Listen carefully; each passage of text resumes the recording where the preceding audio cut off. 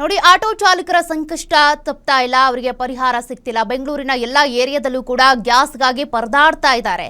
ಒಂದ್ ಕಡೆ ಗ್ರಾಹಕರಿಗೆ ಗ್ಯಾಸ್ ಸಿಗ್ತಾ ಇಲ್ಲ, ಮತ್ತೊಂದ್ ಕಡೆ ಗ್ಯಾಸ್ ಸಿಗ್ತಾ ಇಲ್ಲ ಅನ್ನುವಂತ ಕಾರಣಕ್ಕೆ ಆಟೋ ಮನೆಯಲ್ಲೇ ಇಸ್ಕೊಂಡು ಅವರು ಕೂಡ ಆಟೋ ಚಾಲಕರು ಮನೆಯಲ್ಲೇ ಇರಬೇಕಾದಂತ ಪರಿಸ್ಥಿತಿ ಈಗ.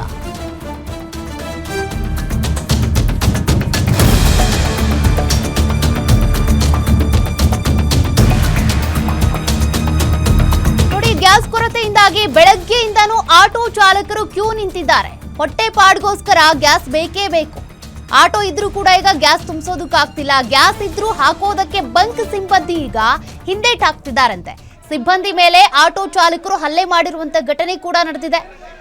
ವಿಜಯನಗರದಲ್ಲಿ ಭಾರತ್ ಪೆಟ್ರೋಲಿಯಂ ಬಂಕ್ ಬಂದ್ ಮಾಡಲಾಗಿದೆ. ಬಂಕ್ ಮುಂದೆ ಗ್ಯಾಸ್ ಹಾಕಲೇಬೇಕು ಅಂತ ಆಟೋ ಚಾಲಕರು ಡಿಮ್ಯಾಂಡ್ ಇಟ್ಟಿದ್ದಾರೆ.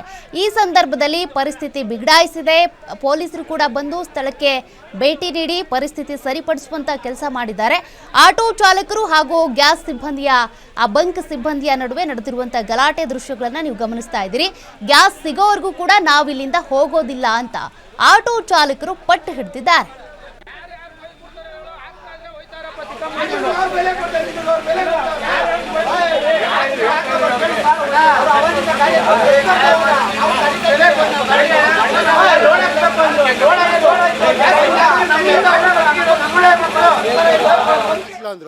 ಗ್ಯಾಸ್ ಬಂತು ಮತ್ತೆ ಗ್ಯಾಸ್ ಹಾಕೋರು ದೌರ್ಜನ್ಯ ಮಾಡ್ತಾರೆ ಅಂತ ಇದು ಮಾಡ್ತಾ ಇದ್ದಾರೆ, ಕಂಪ್ಲೇಂಟ್ ಮಾಡ್ತಿದ್ದಾರೆ. ಯಾರೇನು ಮಾಡೋದಿಲ್ಲ, ಅವ್ರು ಬಂದು ನಿಂತ್ಕೊಂಡು ಗ್ಯಾಸ್ ಹಾಕೋರೆ ಎಲ್ಲ ಅವ್ರ ಆಟೋದಲ್ಲಿ ಇರ್ತಾರೆ. ಗಲಾಟೆ ಏನು ಮಾಡಿಲ್ಲ ಸರ್, ಗ್ಯಾಸ್ ಹಾಕಂತ ಹೇಳಿದ್ವಿ ಅಷ್ಟೇ, ಇನ್ನೇನಿಲ್ಲ. ಯಾರು ಏನು ಮಾತಾಡಿಲ್ಲ. ಸ್ಟಾಕ್ ಇದೆಯಲ್ಲ, ಇವಾಗ ಬಂತಲ್ಲ. ಸಿಬ್ಬಂದಿ ಬಂದಿದ್ದಾರೆ ಸರ್, 3 ಜನ ಇದ್ದಾರೆ. ಬಂದು ಇವಾಗ ಹೋದ್ರು ಅವರು.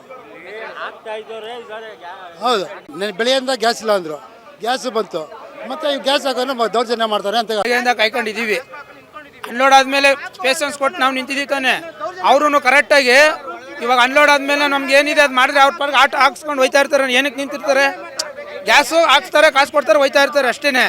ಈಗ ನೋಡಿದ್ರೆ ಉಲ್ಟಾ ಹೊಡಿತಾವ್ರೆ, ನಾವು ಹಾಕಲ್ಲ, ಆಟೋದವ್ರೇನೋ ದೌರ್ಜನ್ಯ ಮಾಡ್ತಾರೆ. ಹಂಗೆ ದೌರ್ಜನ್ಯ ಮಾಡಂಗಿರಿ ಏನಕ್ಕೆ ಇಷ್ಟೊತ್ತವ್ರಿಗೆ ಕಾಯ್ಬೇಕಾಗಿತ್ತು?